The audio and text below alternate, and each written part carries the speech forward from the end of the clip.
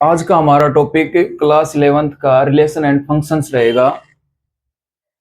ये टॉपिक आने वाली सभी क्लासेज के लिए आपके, अगर आप मैथमेटिक्स सब्जेक्ट चूज करते हैं आगे हायर क्लासेज में, तो आपके लिए बड़ा इंपॉर्टेंट रहेगा और हर फील्ड में आपको इसकी जरूरत पड़ेगी। और आई थिंक 11th क्लास के हर चैप्टर में, जितने भी चैप्टर हैं उसमें इसका यूज होगा। अब बहुत सारे स्टूडेंट क्या होते हैं, वो इस चैप्टर से डरते हैं, हर कुछ बोरिंग भी महसूस करते हैं कि हमें आता नहीं, तो बहुत सारे इसको क्या करते हैं, एज जैसे रट्टाफिकेशन का यूज करते हैं। लेकिन ऐसा कुछ नहीं है इसके अंदर। इस चैप्टर में अगर जिस बच्चे ने पहला चैप्टर सेट पढ़ा है अच्छी तरह से, अगर सेट चैप्टर है उसके कंसेप्ट आपको क्लियर हैं, तो मैं बिल्कुल डेफिनेटली बोल सकता हूँ ये चैप्टर आपको बिल्कुल अच्छे से समझ आएगा।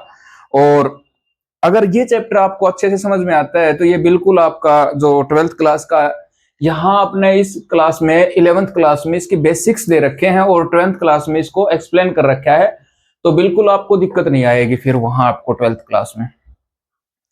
तो आपको देखो, रिलेशन से नाम से ही पता लगता है रिलेशन का मतलब क्या होता है। ये इसका मतलब ये होता है, चाहे ऑब्जेक्ट्स हो, नंबर हो या फैमिली के मेंबर हो, उनका जो कनेक्शन होता है उस कनेक्शन से रिलेटेड ये चैप्टर होगा आपका। तो यहाँ हम नंबर्स के बारे में ही बात करेंगे ज्यादातर। अब इससे पहले आपको इसके कंसेप्ट है जो इंपॉर्टेंट है, क्या है, सबसे पहले है ऑर्डर्ड पेयर।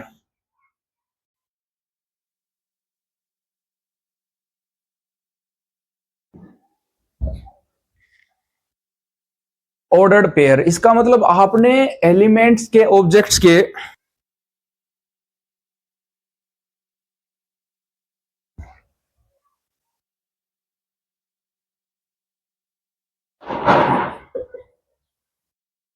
तो सबसे पहले हम इस चैप्टर में क्या सीखेंगे, ऑर्डर्ड पेयर। ठीक है ना। ऑर्डर्ड पेयर क्या होता है, ये पेयर है, ordered pair is a pair of the objects और एलिमेंट्स। वहां आपने सेट्स में एलिमेंट्स के बारे में अच्छे से पढ़ा था, वही बात है यहाँ भी।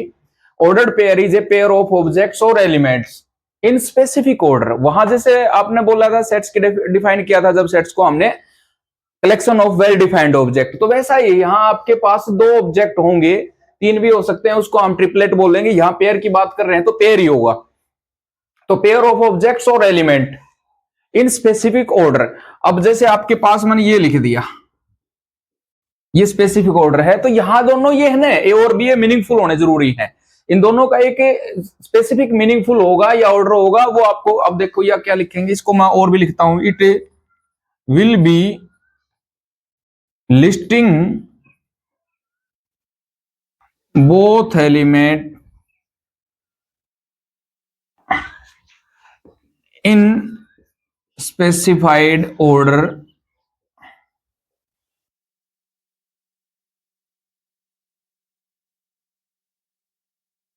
as meaningful। ये ध्यान रखना, यहां जो आपके पास एक ऑर्डर बनाया है मैंने ए बी, तो वो क्या होगा, उसको हमने लिस्टिंग में किया है कोमा के दौरान, और आपको यहां उस सेट्स में हम क्या करते थे, ये ब्रैकेट यूज किया करते, आपकी ब्रेसिस थी, ये जो मिडिल ब्रैकेट थी, करली ब्रैकेट थी। लेकिन यहां हमने इस ब्रैकेट, जो सबसे छोटी ब्रैकेट है स्मॉल, इसको हम क्या बोलते हैं, पैरेंथेसिस। ये जो ब्रैकेट है इसी के अंदर हम इसको क्लोज करेंगे, क्लोजिंग इन पैरेंथेसिस। और ये जो दोनों एलिमेंट है वो मीनिंगफुल होने चाहिए। सबसे पहले तो आपको यही पता होना चाहिए ऑर्डर पेयर क्या होता है। तो ऑर्डर पेयर क्या होगा, पेयर ऑफ ऑब्जेक्ट्स और एलिमेंट इन स्पेसिफिक ऑर्डर होगा ये। और इसके बाद ये दोनों जो ए बी यहाँ एलिमेंट लिए हैं या ऑब्जेक्ट्स हैं, वो एक मीनिंगफुल होने चाहिए। अभी यहां से मीनिंगफुल का मतलब क्या होगा, जैसे मैं एग्जांपल लेता हूं। अब आपने ऑर्डर बनाया है, यहां लिख दिया भाई, जैसे आपके पास एक सेट ए लिया हमने, एक दो तीन, और बी लिया है, वो लिया है दो चार, एक चार नौ। अब देखो इनका एक मीनिंगफुल कनेक्शन है, अब वो क्या है, तो यहां से आपके पास जो ऑर्डर पेयर बनेगा वो क्या बनेगा, 1 1 2 4 3 9, ये बनेगी, ये ऑर्डर पेयर है। अब यहां आपने पता होगा कनेक्शन क्या बना है यहां पर, तो ये जो है ना, ये जो एक्स का एलिमेंट है, ये पहले वाला एक्स का है, दूसरे वाला वाई का है। ठीक है ना, ये भी ध्यान रखना है आपने। जैसे हम आप एक प्लेन में जब यूज करते थे तो सबसे पहले जैसे ये जो अगर हम कोऑर्डिनेट इसको हम शो कर रहे हैं तो आपका ये एक्स वाई होता है, ठीक उसी प्रकार आपने है ना यहाँ भी शो करना है। ठीक है, अब ये यहां शो करेंगे तो इसका मतलब देखो ये क्या बता रहा है, यहां से क्या मीनिंग निकल के आ रहा है, तो ये आ रहा है जो ए है, ये जो ए है और ये बी है उसके बीच में क्या कनेक्शन है, A belongs to real number है, ठीक है ना, और B also belongs to real number, उनका कनेक्शन क्या है, B is square of A, B is square of A. तो यहां देखो, यहां ने आपका ए जो सेट दिया उसके जो एलिमेंट हैं और बी में जो एलिमेंट उसका क्या कनेक्शन दिया है, बी के एलिमेंट इसके स्क्वायर हैं। तो यहां पर आपको बिल्कुल एक मीनिंगफुल एक सेट मिला है, एलिमेंट मिले हैं जो एक दूसरे में कोई ना कोई रिलेशन रखते हैं, तो ये आपका ऑर्डर्ड पेयर हो गया। और ले लेता हूं मैं, जैसे आपके पास यहां लिख दिया मैंने एक सेट लिया है, इसमें ये लिख दिया 2 4 6, ठीक है, और ये लिख दिया 6 12 18, ठीक है, बिल्कुल है यहां भी। तो यहां क्या इसके जो सेट बनेंगे, टू ऑर्डर बनेंगे 2 6 4 12 और 6 18, ये बन गए जैसे, ठीक है। अब यहां ये जो ऑर्डर पेयर बने हैं यहां से, ये कैसे बने हैं, ये 2 है वो 6 का कितना है 1/3, यानी कि जो दूसरा एलिमेंट है बी वाला एलिमेंट है वो इसका 3 टाइम्स है। तो यहां क्या हो जाएगा, b is equal to 3 times of a, ये है आपके पास। तो बिल्कुल इसके बीच भी एक कनेक्शन है, और वो किस प्रकार का कनेक्शन है, ये इसका 3 टाइम्स है।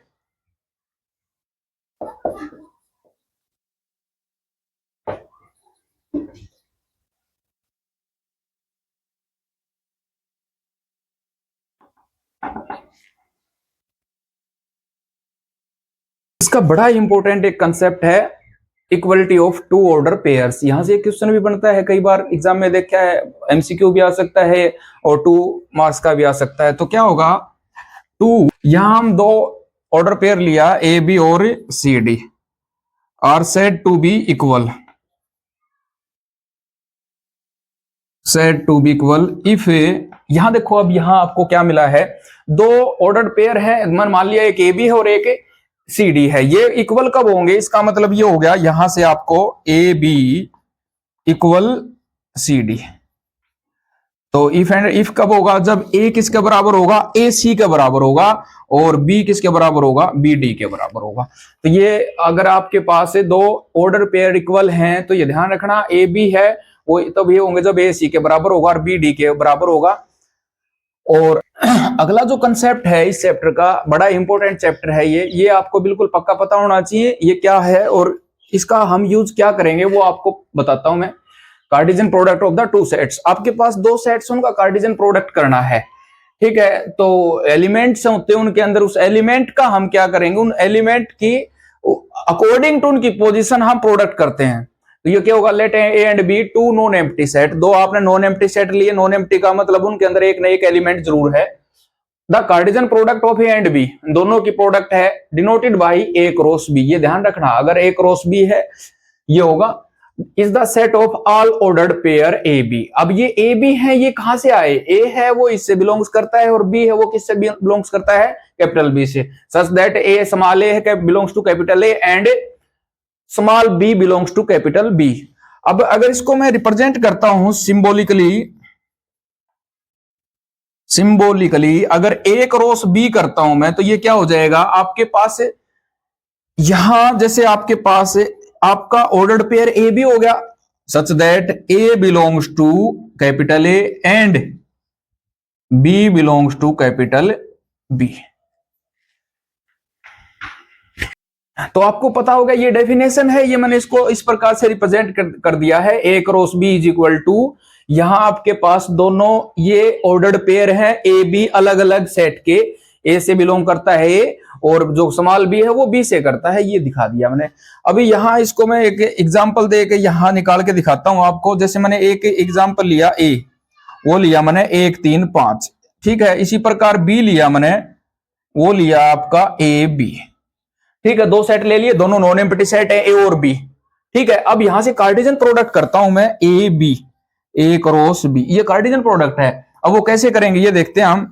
तो अब यहां क्या करना है, इसके सभी एलिमेंट्स के साथ इसका रिलेशन बनाना है। तो इसका मतलब क्या हो गया, 1a, फिर 3a और 5a। ये देखो मैंने इन तीनों के साथ इसका संबंध दिखा दिया। इसके बाद क्या करना है, फिर आगे 1 के साथ b, फिर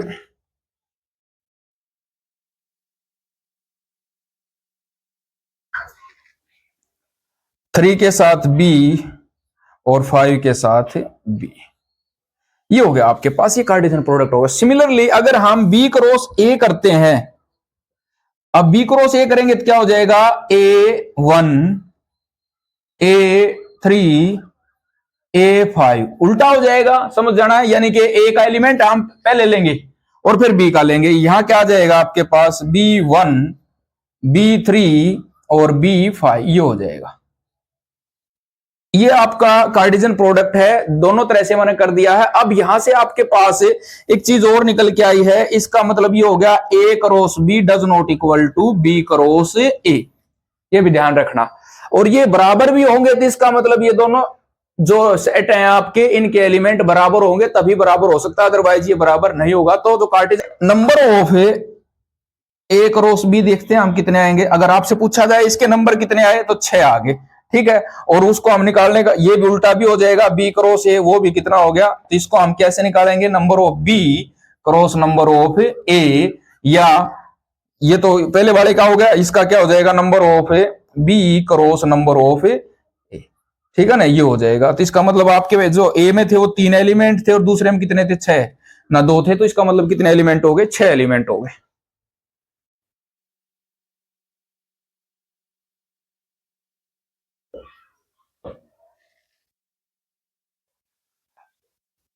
यह कुछ इसके रिमार्क्स हैं आपके, जो कार्टेशियन प्रोडक्ट दे रखे हैं तो वो किस प्रकार से है वो आपने देखना है। तो आपका जो पहला रिमार्क्स, उसमें क्या बताया है, मैंने अभी बताया था, कार्टेशियन प्रोडक्ट अगर a क्रॉस b करता हूं तो b क्रॉस a के बराबर नहीं होगा, वो तभी बराबर होगा, ये ध्यान रखना, जब आपके दोनों सेट्स के एलिमेंट्स इक्वल हैं, यानी कि a बराबर b है तभी बराबर होगा। सेकंड क्या दिया है, अगर दोनों सेट्स फाइनाइट हैं, a और b है वो फाइनाइट सेट हैं, तो क्या हो जाएगा, तो number of the Cartesian product है बोथ सेट की, वो क्या जाएगा, number of the a cross number of the b। यानी कि आपके पास अगर इसमें 3 है, यहां आपके 3 एलिमेंट और यहां इसके 4 हैं, तो ये कितना आ जाएगा, 12 आ जाएगा। ये भी एक अच्छा रिमार्क्स इसमें क्या दिया है, a cross b is equal to 5। 5 का मतलब ये हो गया है कि एक भी एलिमेंट नहीं है, नल सेट है। अगर इनका कार्टेशियन प्रोडक्ट आपको शो करता है 5 है, तो इसका मतलब यह हो गया एटलीस्ट वन ऑफ देम क्या होगा, है वो एम्प्टी सेट और एम्प्टी सेट। इनमें से क्या होगा, one or both of A and B are empty set. कम से कम इनमें तो एक तो है, या दोनों भी हो सकते हैं, ठीक है। इसका अगला जो रिमार्क्स उसमें बोला है, if there are 3 sets, 3 set लिए ए बी सी, जैसे 2 लिए थे हमने। अब इसमें क्या होगा, एक लिया स्मॉल ए है, वो ए को बिलोंग्स करता है, स्मॉल बी है वो कैपिटल बी को करता है, सी है वो सी को करता है। तो क्या होगा, then B form an order triplet होगा। यहां पेयर की बजाय अब क्या होगा, 3 सेट की बात कर रहे हैं तो हम ट्रिपलेट्स होगा, और वो ट्रिपलेट किसकी कार्टेशियन प्रोडक्ट होगी ना, वो क्या होगी, ए बी सी। अब जैसे यहां क्या होगा, अगर आपके पास, मैं एक लिख लेता हूं, जैसे ए है, ओ दिया 1 2 3, बी दिया है ए बी सी, और सी दिया है आपका पी क्यू आर। तो यहां जो बनेगा वो क्या बनेगा, एक ए पी, इस प्रकार से बनेगा, एक ए एक बी क्यू, ये बनेंगे, इस प्रकार से बनेंगे। और कितने बनेंगे वो आपको पता ही है, इसके मल्टीप्लाई कर देंगे हम, 3 इंटू 3 इंटू 3, तो यहां 27 नंबर बनेंगे। अगला जो रिमार्क्स है उसमें क्या दिया है आपको, जो तीनों सेट्स हैं वो एक ही सेट में रिप्रेजेंट कर दिया, तो तीनों का जो कार्टेशियन प्रोडक्ट होगा,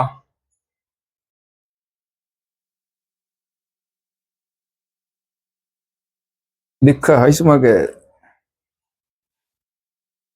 यहां आपके पास है। अगला जो रिमार्क्स है उसमें ये दिया है, तीनों कार्टेशियन प्रोडक्ट है ना, तीनों सेट्स एक जैसे दिए हैं। तो यहां क्या होगा, वो भी जो आपके पास है, जो उसका कार्टेशियन प्रोडक्ट बनेगा वो सेम वैसा ही बनेगा जो अलग अलग दिया था आपको। जैसे ए है, बी है, सी है, उनका अलग अलग जो डिफरेंट टाइप का कार्टेशियन प्रोडक्ट होगा वो होगा।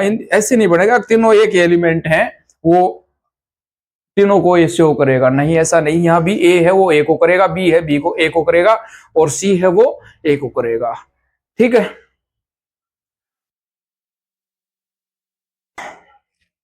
हम जो कार्टेशियन प्रोडक्ट लिया है हमने, अब क्या है उसको हम ग्राफिकली भी शो कर सकते हैं और डायग्राम बना के भी शो कर सकते हैं। तो जो कार्टेशियन प्रोडक्ट है उसको देखो मैं पहले करता हूं graphically. Graphically representation of A cross B. अब ग्राफिकली रिप्रेजेंट करता हूं मैं, तो यहां क्या होगा आपके पास टू नॉन एम्प्टी सेट लिए मैंने, two non empty set A cross B. ठीक है, अब जैसे मैंने ए ले लिया आपके पास 1 2 3 और बी है वो लिया है 4 5, ये ले लिया। ठीक है, अब इसको मैं ग्राफिकली शो कर रहा हूं, तो सबसे पहले तो यहां ए क्रॉस बी निकाल लिया मैंने। अब ए क्रॉस बी क्या हो जाएगा आपके पास 1 4 1 5। ठीक है, फिर हो गया 2 4 2 5 और 3 4 3 5, ये हो गया आपका। ठीक है, अब इसको हम एक कार्टेशियन प्लेन पे शो करते हैं जो आपका एक्स वाई एक्सिस को शो करता है। एक्स वाई एक्सिस लिया, अब यहाँ 1 2 3 4 5 1 2 3 4 5 1 2 3 4 5 1 2 3 4 5। यहां देखो मैंने इसको बोला है graphically representation of A cross B. यहां आपने इनको ग्राफिकली रिप्रेजेंट करना है तो टू नॉन एम्प्टी सेट ले लिया मैंने, ए सेट इस प्रकार से लिया, बी है उसका तो पहले तो उसका कार्टेशियन प्रोडक्ट बना दिया। जो कार्टेशियन प्रोडक्ट आया वो क्या है आपके पास 1 4 1 5। चाहिए इनके अलग अलग 4 कर सकते, तो यही आपके 6 एलिमेंट आएंगे। नंबर ऑफ द जो एलिमेंट है अभी बताया था मैंने, number of A cross B कितना आएगा, number of A cross number of A B, वो कितना हो गया आपका 3 इंटू 2 6 आ गया। तो 6 आ गया। अब इसको जैसे 1 4 है, 1 4 कहां आएगा, ये वाला जो एलिमेंट है ये 1 4 आ गया। आप इसको लिख भी सकते हो।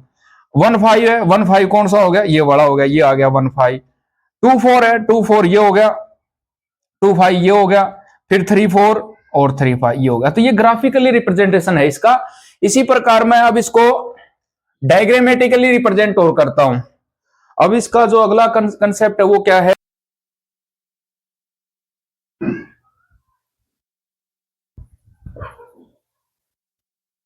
Diagrammatical representation of A cross B.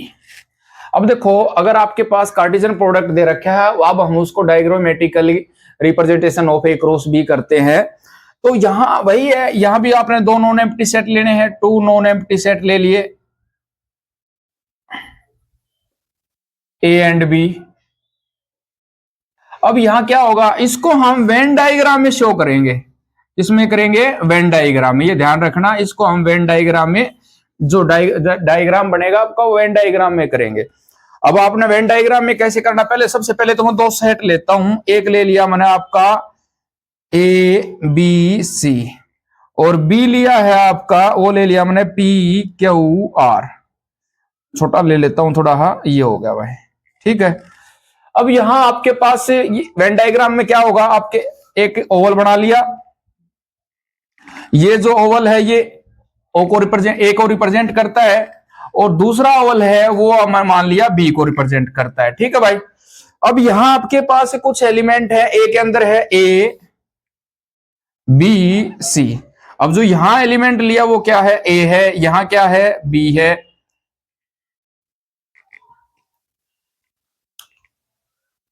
यहां ए बी सी तीन एलिमेंट है इसके, और इसके क्या क्या है, पी क्यू। तो वही जैसे अभी हमने इसका कार्टेशियन प्रोडक्ट किया तो क्या क्या आएंगे, ए पी ए क्यू। ठीक है, ए के साथ तो यही आएगा, तो इसका मतलब ए के साथ आपका क्या आएगा, ए पी, इसके साथ भी आएगा, और इसके साथ भी आएगा। समझ में आई ये बात? ठीक है, देखो ए के साथ पी आ गया, अब ए के साथ क्यू भी आएगा, ये हो गया। अब ए के साथ क्यू और बढ़ा देता हूं, बी के साथ भी क्यू आएगा और सी के साथ भी क्यू आएगा, और ये एरो की डायरेक्शन में आपने दिखाना है, ये एरो डायरेक्शन दिखाना। ठीक है, तो इस प्रकार से हम क्या करते हैं, जो आपका कार्टेशियन प्रोडक्ट है उसको डायग्रामेटिकली रिप्रेजेंट करते हैं। ऑर्डर्ड पेयर और Cartesian product of the two sets सीख लिया है। अब उसके बाद हम क्या करते हैं, यहां आपका जो मेन कंसेप्ट आता है रिलेशन। ठीक है, अब रिलेशन के बारे में हम स्टडी करेंगे। इसमें आपने ये पता होना चाहिए, एक सेट है और उसका आपस में दो सेट दे रखे हैं, तो उनका कुछ ना कुछ आपस में कनेक्शन होना जरूरी है। तो इस प्रकार से हम उसको मैथमेटिकली डिफाइन करेंगे। अब तो यहां कैसे होगा, देखो आपके पास let A and B be any two non empty set, दो कोई भी नॉन एम्प्टी सेट लिए, देन एनी सबसेट आर।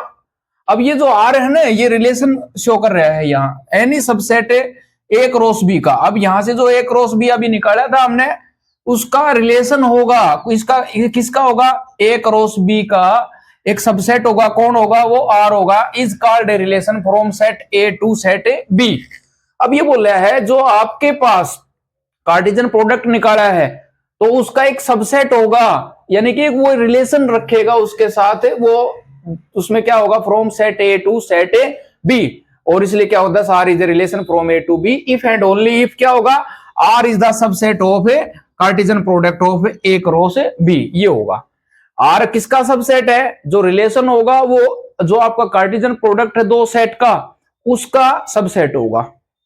और इसमें क्या होगा, अगर R is a relation from A to B, अगर आर है जो रिलेशन है ए टू बी में है, तो इसका मतलब A B belongs to R है, तो इसका मतलब है A relate to B, A का रिलेशन है बी के साथ। और अगर आपका ए है बी के साथ रिलेशन नहीं है, तो उसको हम क्या करेंगे, A B does not A belongs to relation, ये हो जाएगा यहां। और अगर आपका रिलेशन है उसको हम क्या लिखेंगे, दो सेट लिए आपने एक्स वाई ना, ए बी लिए, उनके एलिमेंट एक्स वाई है, तो X belongs to A and Y belongs to B. इसका मतलब एक्स किसके साथ रिलेशन कर रहा है, वाई के साथ कर रहा है, तो ये एक्स वाई इसका सबसेट है ए बी का। अब यहां मैं बताता हूं आपका जो रिलेशन है वो क्या होगा। अब मैं फैमिली के बारे में अगर रिलेट कर रहा हूं तो यहां लिख देता हूं मैं, X is father of Y, relation है बिल्कुल, X is a father of Y. तो यहां क्या होगा, आपके पास X is a father of Y है, रिलेशन है। अब मैंने एक सेट ए लिया है, वो क्या, उसके अंदर एक्स बिलोंग्स टू ए। यहां आपके पास मैंने ले लिया राम, यहां ले लिया मैंने रोहित, और एक नाम और ले लेता हूं श्याम। ठीक है, अब आपका जो बी सेट है वो ले लिया मैंने, यहां बनवारी, चंद्रा, सुभाष। अब जो आपका देखो x is a father of y, यो इसका फादर है, एक्स है वो वाई का, जितने भी एलिमेंट है उनके सभी के क्या आपस में इनका रिलेशन क्या है, फादर का रिलेशन है। तो इसका मतलब क्या हो गया, एक्स रिलेशन है वाई का, और क्या है वो, तो इसका जो आपके पास एक रिलेशन बनेगा वो क्या हो गया, राम है किसका है, बनवारी का है। अगला रोहित है, वो किसका फादर है, चंद्रा का है। श्याम है, वो किसका फादर है, सुभाष का।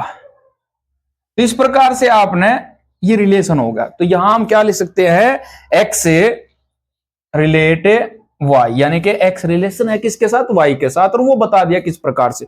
एग्जाम्पल और देता हूं, वन रिलेशन है वन के साथ, वन रिलेशन है टू रिलेशन है 8 के साथ, 3 रिलेशन है 27 के साथ। यहां क्या आ रहा है, ये देखो ये किस प्रकार का हुआ था सेट, 1 2 3, और यहां क्या है 1 8 27। तो जो यू सेट है ए का क्या है, क्यूब है, सभी का इसके बीच में एक मीनिंगफुल, ठीक है ना, स्पेसिफिक ऑर्डर है। वो ऑर्डर क्या है, जो आपका ए है उसका क्यूब है कौन, बी है। तो इसका मतलब यहां क्या होगा, रिलेशन ये हो जाएगा इसका। ठीक है, तो अब ये से पूछा जाए, जैसे आपको ये दे दिया y is equal to X cube, ये रिलेशन है y is equal to X cube, तो उसका आपने एक सबसेट बनाना है x, और both are real number, sorry natural number, X Y belongs to natural number. तो ये क्या हो जाएगा, इसका रिलेशन ये हो जाएगा। अब रिलेशन को हम रिप्रेजेंट करते हैं, तो वो आपने जैसे सेट किया था रोस्टर और सेट बिल्डर फॉर्म में, तो यहाँ जो रिलेशन है उसको हम 3 फॉर्म में रिप्रेजेंट करते हैं। आपका रोस्टर फॉर्म है, सेट बिल्डर फॉर्म है, एरो डायग्राम है। अब रोस्टर फॉर्म में कैसे करेंगे, आपके पास जैसे 2 सेट ले लिया, एक हो गया 1 2 3 4, ठीक है, और दूसरा ये हो गया, ये ले लिया मैंने 4 6 8, और ये इस प्रकार से बना दिया A belongs to A, B belongs to B, ठीक है। आपके पास 2 सेट है A और B, A एंड B उसके एलिमेंट है, A को A का कौन काम कर रहा है, ये है, और B का ये काम कर रहा है, ठीक है। अब A है ना, ये 1 2 3 4 है, ये है। अब यहां मैं लिख देता हूं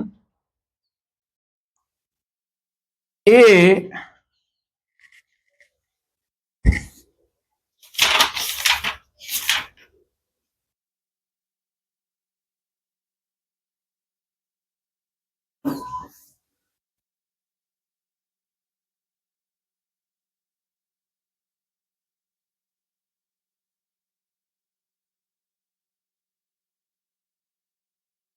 is 3 लेस देन B। एक रिलेशन दे दिया मैंने, A का एलिमेंट इस प्रकार होना चाहिए, अगर लेस देन हो किससे, B से, कितना, 3 हो, ठीक है ना। तो अब इसका मैं रोस्टर फॉर्म है वो बना रहा हूं, ठीक है। तो रोस्टर फॉर्म क्या हो गया इसका, 1 4 3 6, ये हो गया इसका रोस्टर फॉर्म, ठीक है। वही है जो आपने सेट में किया था, सभी एलिमेंट को लिस्टिंग करना है, जो ऑर्डर्ड पेयर बनेगी, यहां अपना ऑर्डर्ड पेयर में करना है, वहां एलिमेंट्स को लिस्टिंग करना था, यहां ऑर्डर्ड पेयर को लिस्टिंग करेंगे। रिलेशन बनाना है पहले, तो आपने उस रिलेशन को ऑर्डर्ड पेयर में कन्वर्ट करेंगे और उसके बाद उसको लिस्टिंग कर दिया, ठीक है। अब इसका जो अगला है सेट बिल्डर फॉर्म, ये इसकी सेट बिल्डर फॉर्म है। सेट बिल्डर फॉर्म में क्या हो जाएगा आपका, जो A और B है, ठीक है, वो such that A belongs to capital A, B belongs to capital B, and क्या है, A is less, A is 3 less than B, ये हो जाएगा भाई सेट बिल्डर फॉर्म। और अब आपका ये आ गया एरो डायग्राम, इसी को मैं कर देता हूं। एरो डायग्राम में क्या करना, आपके पास एक ओवल ये लिया, एक ओवल ये लिया।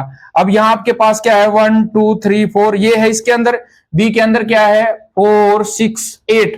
जो इसका रिलेशन वो क्या है, जो पहला एलिमेंट है दूसरे एलिमेंट से 3 लेस है, तो इसका किसके साथ हो गया, 1 के साथ, और ये कितना हो गया था, 6 के साथ। क्या होंगी, डोमेन और रेंज है किसी भी रिलेशन की, वो बताना है। अब क्या होंगी, तो क्या होती है डोमेन और रेंज, ये एक बार मैं डिफाइन कर देता हूं इसको, लेकिन अब आपको अच्छी तरह से समझ में तभी आएगी जब मैं इसका कोई एग्जांपल उठा के लूंगा। तब यहां आप एक बार अच्छे से इसको देख लेते हैं। यहां इसकी डेफिनेशन क्या है, आपने 2 नॉन एम्प्टी सेट लिए, let A and B 2 non empty sets, उसमें क्या है, R is the relation from A to B, relation दे दिया, वही है। उसमें क्या बोला है, then the domain of the relation R is the set of all first components of order pair which belongs to R। अब देखो यहां ये कंडीशन दे दिया, 2 आपके पास नॉन एम्प्टी सेट है। अब जो A है, यहां A बात कर रहा है ना, वो पहला कंपोनेंट है, फर्स्ट कंपोनेंट, और B जो बात कर रहा है ना, वो सेकंड कंपोनेंट की बात कर रहा है। अब इनके बीच में जो रिलेशन है, जिसका भी एलिमेंट्स का इन दोनों के बीच में रिलेशन है, अब जो A के रिलेशन के एलिमेंट है वो आपके डोमेन होगी, और उनका B वालों के साथ जो रिलेशन है, A का B वालों के साथ जो रिलेशन होगा, देखो the relation R is the set of all first component of order pair which belongs to R, तो ये क्या होगी, डोमेन होगी, द डोमेन ऑफ, ठीक है। And the range of the relation, और क्या होगा, उसकी रेंज क्या होगी, relation R is the set of a second component, जो सेकंड कंपोनेंट है of the ordered pair which belongs to R। अब ये ध्यान रखना, उनका जो रिलेशन बनाया है, तो A के रिलेशन में जो भी एलिमेंट है वो तो आपके डोमेन है, और B के जो रिलेशन में एलिमेंट वो क्या आपके रेंज है। अब बहुत सारे एलिमेंट ऐसे होते हैं जो B वाले, जैसे हमने मान लिया भाई ये इसके साथ कोई रेंज नहीं है, या इसके साथ इसका कोई रिलेशन नहीं है, तो वो बाकी बच गए, वो क्या होते हैं, कोडोमेन होते हैं। जैसे ये लिख दिया, द डोमेन ऑफ R क्या होगी, X बिलोंग्स टू A, और X और Y का जो रिलेशन है वो डोमेन हो गया, ठीक है। और इसी प्रकार रेंज क्या होगी, Y such that Y belongs to B, ठीक है, X Y है उसका रिलेशन हो गया, और फिर X से बिलोंग्स टू A किसके साथ होना चाहिए, X के साथ होना चाहिए, और इसका रिलेशन किसके साथ था, Y के साथ था। तो ये तो आपकी डोमेन होगी, ये रेंज होगी। और जो कोडोमेन है वो क्या है, R is a relation from A to B, then B is called, B के तो सारे जितने भी एलिमेंट हो सारे कोडोमेन है। ठीक है, इसका मतलब बोल सकते हैं हम रेंज ही कोडोमेन है। ठीक है ना, लेकिन जो कोडोमेन के जितने भी एलिमेंट है, कोडोमेन के जितने भी एलिमेंट है वो रेंज जरूरी नहीं होंगे या नहीं होंगे। ठीक है, अब मैं यहां से आपके पास एक एग्जांपल लेता हूं, उससे आपको क्लियर हो जाएगा। आपके पास जो रिलेशन लिया, देखो एक सेट मैंने ये लिया, उसके एलिमेंट 1 2 3 5 7, बी सेट लिया है, उसमें क्या है 3 4 5 6 एलिमेंट। अब इनका रिलेशन कर दिया और आर वो इस प्रकार दे दिया मैंने 1 3 2 4 3 5 7 6। ठीक है, अभी जो मैंने बताया था दो नॉन एम्प्टी सेट लिए। ठीक है, अब जो x बिलोंग्स टू ए कर दिया, y बिलोंग्स टू बी कर दिया। ठीक है, अब इनका रिलेशन ये दे रखा है। अब ये बताया है डोमेन वो होंगे जो x और y का रिलेशन रखते हैं उसमें, तो एक एलिमेंट डोमेन है। अब यहां अभी इसमें जो डोमेन है ऑफ ए रिलेशन क्या होगा, डोमेन क्या हो गया इसके अंदर, ये देखना आपने, देखो 1 2 3 7 ये हो गए, तो इसकी डोमेन क्या होगी 1 3 2 और 7, ये डोमेन हो गया। इसी प्रकार जो रेंज है, रेंज ऑफ ए रिलेशन,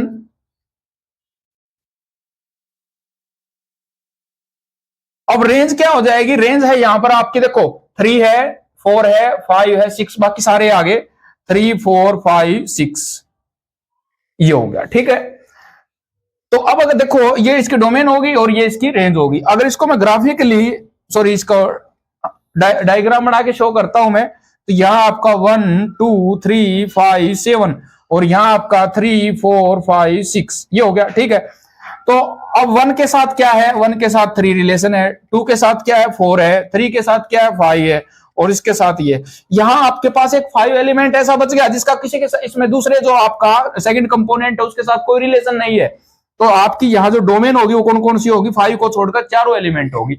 अब रेंज में ये सारी, अगर यहां पर आपका कोई भी एक एलिमेंट और एक्स्ट्रा होता, तो फिर जैसे मैंने यहां एक एक्स्ट्रा और ले लिया, उसमें मिला के 8 और ले लिया, तो इसकी जो कोडोमेन होगी, को डोमेन जो होगी इसकी वो होगी आपकी 3 4 5 6 8। तो ये बिल्कुल आपको अच्छे से समझ में आ गया होगा अब डोमेन और रेंज क्या होती है। ठीक है ना, तो जो आपका फर्स्ट कंपोनेंट है, अगर उन दोनों का आपस में रिलेशन है फर्स्ट और सेकंड कंपोनेंट का, तो जो रिलेशन वाले एलिमेंट हैं पहले वाले के वो डोमेन होते हैं, दूसरे वाले के रेंज है, और जो दूसरे वाले में जो बच गए ऑलमोस्ट सारे जितने भी हैं बच गए वो भी, और जो हैं तो वो क्या होंगी, कोडोमेन होगी। तो स्टूडेंट इसका अगला कंसेप्ट क्या है, वो है आपका टाइप्स ऑफ रिलेशन। जो आपका सेकंड चैप्टर है relation and function, types of relation, ये काफी इंपॉर्टेंट टॉपिक है। यहां से आपको डिफरेंट टाइप्स के रिलेशन बता रखे हैं और इनकी डेफिनेशन दे रखी है। यहां मैं आपको इनको विद एग्जांपल डिस्कस करवाता हूं। यहां आपको बताया है आइडेंटिटी रिलेशन। इसमें क्या बताया है, a relation R in a set is called identity relation on A. एक सेट लिया है आपके पास ऑन ए, कोई भी सेट ए लिया है, उस पर रिलेशन अगर वो आइडेंटिटी कब होगा, जब ये देखो आपके पास कोई भी एक सेट है उसमें दोनों एलिमेंट जो बिल्कुल एक जैसे होंगे, आइडेंटिटी होंगे, तो उस प्रकार के जो केसेस में होगा वो क्या होगा, आइडेंटिटी रिलेशन होगा। और यहाँ जो एलिमेंट है वो बिलोंग्स टू सेट होगा जो आपके पास। तो यहाँ रिलेशन आर है जो आपके पास अब जैसे क्या है, मैं एग्जांपल दे देता हूं। जैसे आपके पास एक ये सेट दिया है 1 2 3 का, अब 1 2 3 का दिया है, यहां से मैंने बना दिया 1 1 2 2 और 3 3। ये जो एलिमेंट है ना, ये आपको बता रहे हैं ये सारे के क्या है, आइडेंटिटी है ए, इसी को शो कर रहे हैं। अब देखो जो ये आपका रिफ्लेक्सिव है ये इससे मिलता जुलता है, इसको मैं बताऊंगा अभी थोड़ी देर में। तो यहां आपको देखो relation R in a set A is called identity function on A. किसी भी सेट पे आइडेंटिटी तब होगा जब दोनों एलिमेंट है वो बिल्कुल एक जैसे आएंगे, तभी आपका क्या होगा, आइडेंटिटी रिलेशन होगा। और ये 1 1 2 2 4 4 इस प्रकार से होगा, ये ध्यान रखना। इसके आपके पास इसके और भी ऑर्डर्ड पेयर बन सकते हैं बहुत सारे, बट हमने वही लेने हैं जो आपके बिल्कुल दोनों एक जैसे हो, एक जैसे समान हो। अगला है वॉइड रिलेशन। ये हमने सेट में बताया था आपका वॉइड रिलेशन वही है। ये relation R in a set is called void if R is equal to 5, जहां रिलेशन है वो कुछ भी ना हो या एक भी ऑर्डर्ड पेयर ना होगा तो वो वॉइड रिलेशन होगा। नेक्स्ट आपका रिफ्लेक्सिव रिलेशन। ये आपको ये तीनों जो रिलेशन है ये रिलेशन के मेन इंपॉर्टेंट रिलेशन है और यहां से ये आपका ज्यादातर मोस्टली क्वेश्चन बनते हैं, यहीं से आने की संभावना हो जाती है। रिफ्लेक्सिव रिलेशन में क्या होता है, a relation R on a set A is reflexive कब होगा, जब ये देखो दोनों एलिमेंट हैं, जो भी आपके कोई रिलेशन दे रखा है या कोई सेट दे रखा है उसमें दोनों इक्वल हो, दोनों एक जैसे हो, तो for all a belongs to A, ठीक है, ए इज इक्वल टू, यानी कि दोनों एलिमेंट्स हमने ये बताया था यही। अब इसमें और इसमें क्या फर्क है वो और देख लेना आप। यहां आपके पास रिफ्लेक्सिव रिलेशन है, रिलेशन में क्या होगा, एक सेट ए रिफ्लेक्सिव होगा, उसमें क्या है जब आपके दोनों एलिमेंट एक समान आते हो, बिल्कुल। तो जैसे अभी मैं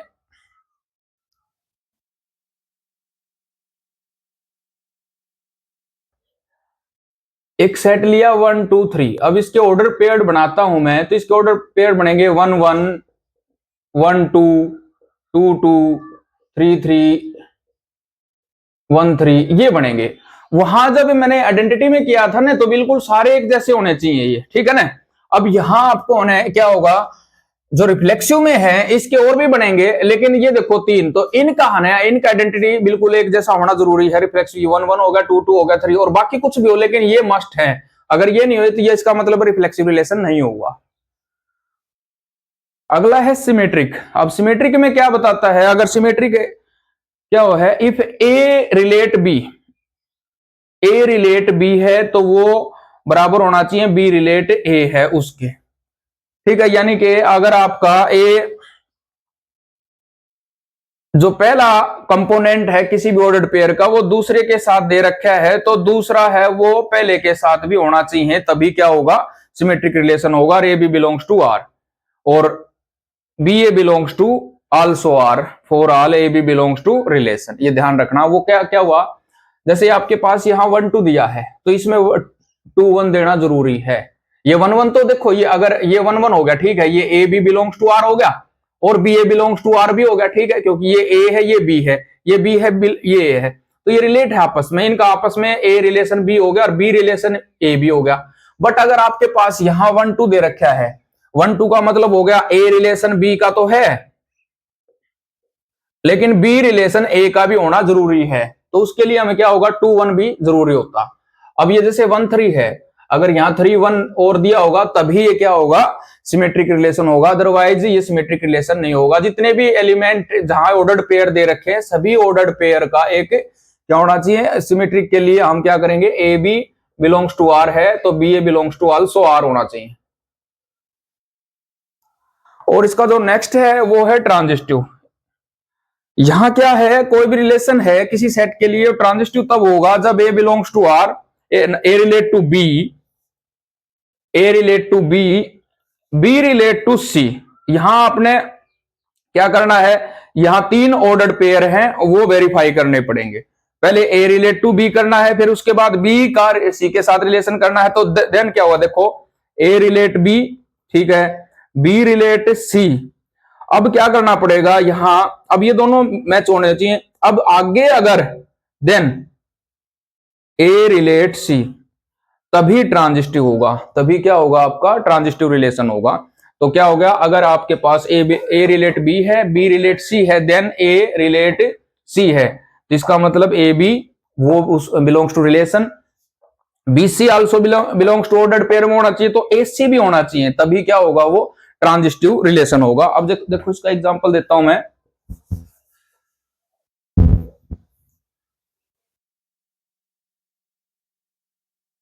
अभी आपके पास एक सेट है 1 2 3, ठीक है, तो यहां इसके ऑर्डर पेयर बना दिए 1 1 2 1 1 2 2 2 1 3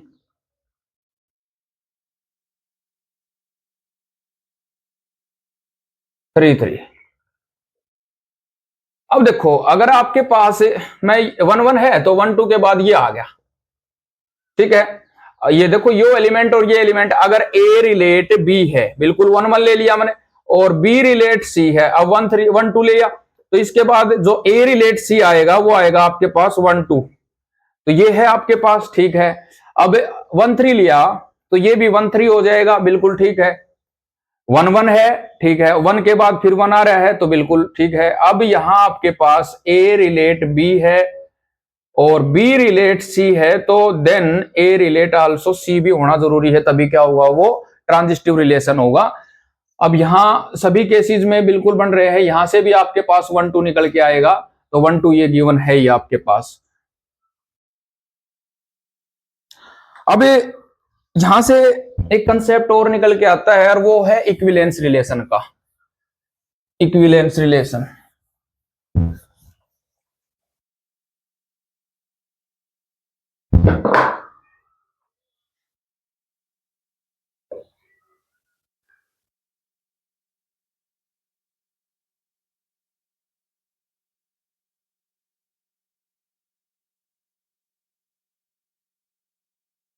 इक्विवेलेंस रिलेशन ये क्या होगा, अगर आपका कोई भी रिलेशन रिफ्लेक्सिव है, सिमेट्रिक है और ट्रांजिटिव, ये तीनों होने जरूरी हैं, तभी वो रिलेशन क्या होगा, इक्विवेलेंस रिलेशन होगा। अगर किसी भी रिलेशन में तीनों कंडीशन एग्जिस्ट करती हैं तो इसका मतलब ये हो गया आपका जो रिलेशन है वो आल्सो इक्विवेलेंस भी होगा। अगला टॉपिक है आपका फंक्शन का, बड़ा इंपॉर्टेंट टॉपिक है और ये 12th क्लास में इसका ब्रीफली आपको क्या नाम है, इसका जो फंक्शन है वो क्या है, आपके पास दो नॉन एम्प्टी सेट लिए x एंड y भी टू नॉन एम्प्टी सेट है, a subset of x cross y, यहाँ जो कार्टेशियन प्रोडक्ट ली है ना, इसका एक सबसेट लिया है, वो क्या है, इज कॉल्ड फंक्शन। वो फंक्शन होगा फ्रॉम x टू y, ठीक है ना। जैसे आपके पास ये फंक्शन x ले लिया मैंने और ये लिया है y, ठीक है। अब इसको हम ये लिखेंगे f ऑफ x है, ठीक है ना, इज सच दैट ये x टेंड्स टू y, ये होगा। तो वो कब होगा, जब each x belongs to x, इसके एलिमेंट मैंने x स्मॉल x से रिप्रेजेंट कर दिया और ये स्मॉल y से कर दिया, ठीक है। ईच x, सभी इसके जितने ये आपके पास इसके जो भी एलिमेंट हैं या ऑब्जेक्ट हैं इसके, there exist y belongs to r, ठीक है ना। इसी प्रकार जैसे आपके पास y बिलोंग्स टू, ये y बिलोंग्स टू y होगा, सॉरी,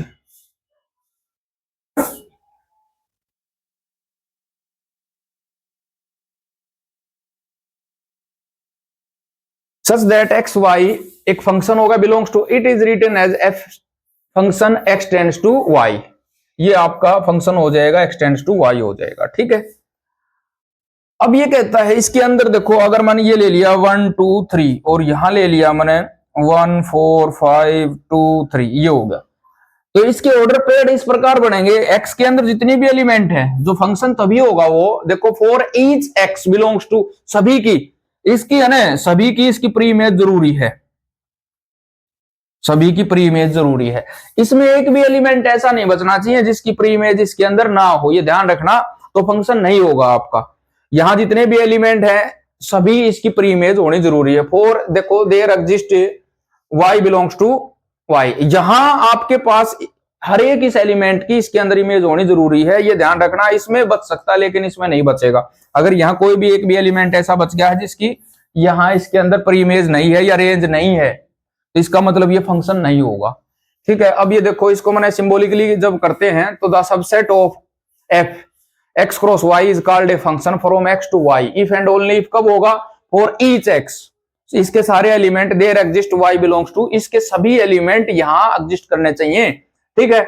और क्या होगा, no two different order pair in F have same first component, यानी कि यहां से ऐसा नहीं होना चाहिए। ये भी दूसरी कंडीशन और है, एक तो पहली समझ में आ गई होगी, इसका ईच एलिमेंट की यहां पर एक इमेज होनी जरूरी है। और दूसरा क्या होगा, नो टू डिफरेंट, यानी कि जैसे ये दो लिए यहां, अब ये दोनों एक को नहीं बना सकते, ठीक है ना। No two different order pair in F have same first component, इसका मतलब ये हो गया ऐसा नहीं हो सकता है, ये हो सकता है 1 1 2 1, ये हो सकता है, इन दो की हो सकती है यहां, ठीक है ना।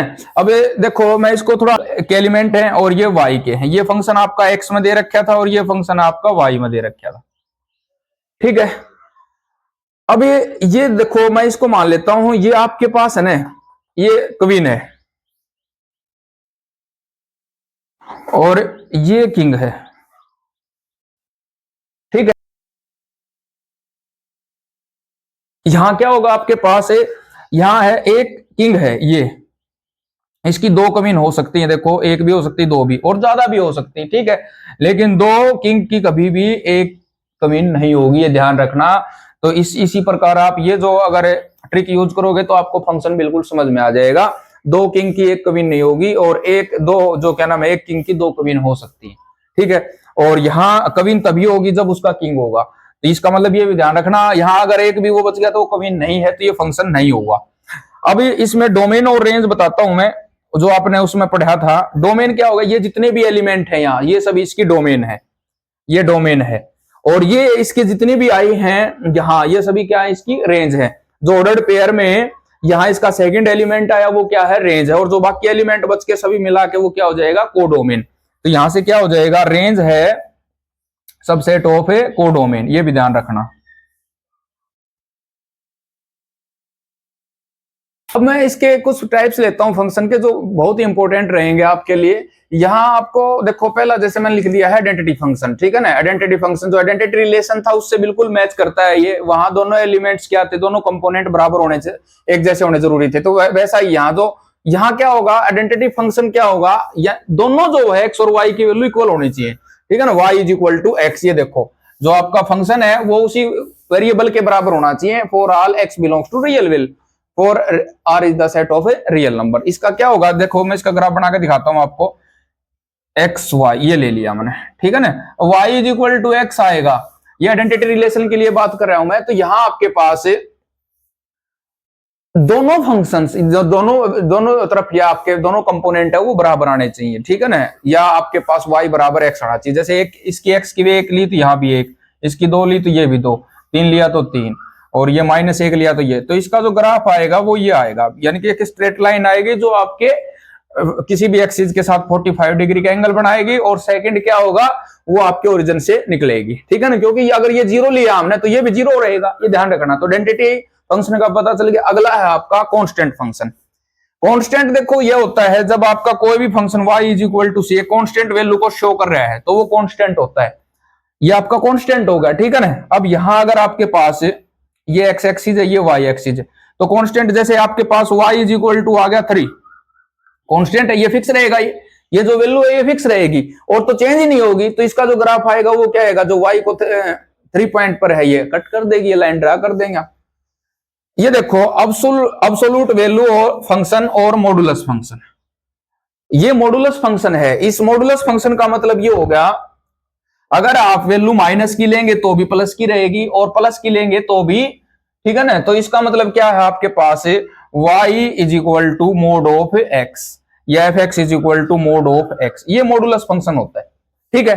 अब इसका ग्राफ ड्रा करता हूं मैं, तो देखो अगर मैंने -1 लिया तो भी प्लस का 1 होगा, ये ध्यान रखना। -1 लिया, x की वैल्यू -1 ली, x की वैल्यू ये हो गया, ठीक है।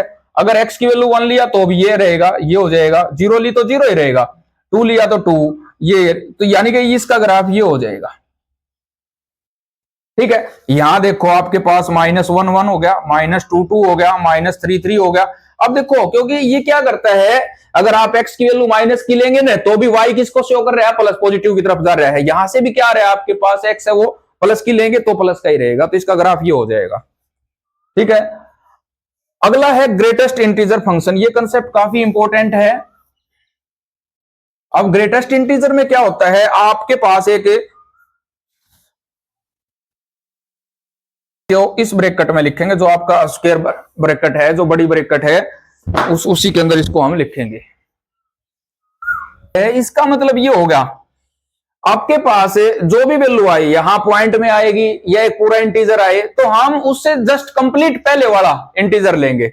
जस्ट कंप्लीट, जस्ट पहले वाला है, जस्ट बिफोर एक कंप्लीट इंटीजर लेंगे। वो क्या होगा आपके पास, जैसे इसका ग्राफ बनाएंगे। अब मैंने लिया है आपको ये 1 और ये 2, ठीक है ना, और ये ले लिया। तो मान ले जैसे पॉइंट 2 लिया है, तो जैसे ये हो गया इसका, और यहां ओपन दिखाएंगे, यहां ओपन दिखाएंगे, सिमिलरली नीचे हो जाएगा आपका।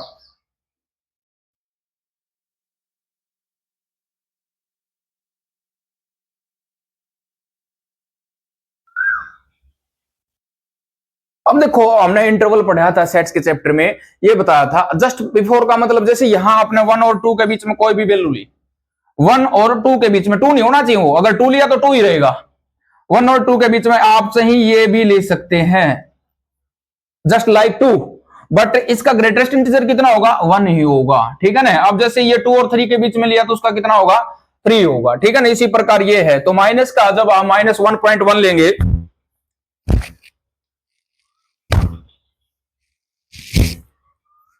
जब -1.1 लेंगे तो -1.1 का मतलब इस -1.1 है ये वाला, ठीक है।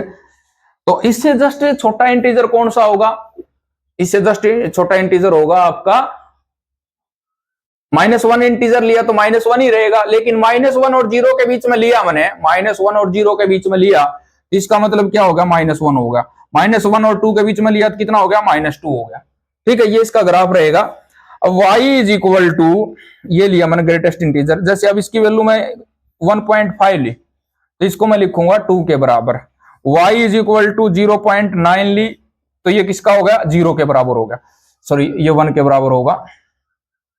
अगर 1.5 ली मैंने तो किसके बराबर होगा, 1 के बराबर, क्योंकि देखो ये अगला ग्रेटेस्ट का मतलब ये हो गया बड़ा इंटीजर, तो ये एक 2 को तो पूरा कर ही नहीं रहा, तो इससे जस्ट पहले वाला जो इंटीजर होगा वही ग्रेटेस्ट इंटीजर होगा। यहां भी ऐसे ही करना है आपने, ये किसको कंप्लीट पूरा कर रहा है, 0 को, तो पहले वो 0 इंटीजर हो गया। माइनस की टर्म लेता हूं मैं, अब मैं मन ले लिया -1.3, तो ये किसके लिए आएगा, -2, क्योंकि इससे पहले तो माइनस का 2 आएगा, ये तो इससे बड़ा है ना, तो ये क्या आएगा, -2 आ जाएगा। और ले लेता हूं माइनस का, मन जैसे 9.7 लिया तो ये कितना आ गया, -10, ये -9 नहीं आएगा, ध्यान रखना, क्योंकि -9 तो इसके बाद आएगा, ठीक है। एक होता है सिग्नम फंक्शन। अब सिग्नम फंक्शन इसकी जो रेंज होती है ना वो ये होती है, अगर आप डोमेन कुछ भी लो, डोमेन अगर रियल नंबर आप कुछ भी लो, अगर नेगेटिव नंबर लोगे तो वो -1 ही देगा, अगर पॉजिटिव लोगे तो ना 0 लोगे तो वो 0 ही रहेगा, कोई भी पॉजिटिव वैल्यू लोगे तो वो क्या रहेगी, 1 रहेगी उसकी, तो उसको सिग्नम फंक्शन बोलते हैं। यहां इसके तीनों वैल्यू ही रहेंगी, अगर आप कोई भी नेगेटिव नंबर लेते हैं तो वो -1 देगा, 0 लेंगे तो वो 0 रहेगा, और पॉजिटिव लेंगे तो वो क्या रहेगा, 1, ये सिग्नम फंक्शन है।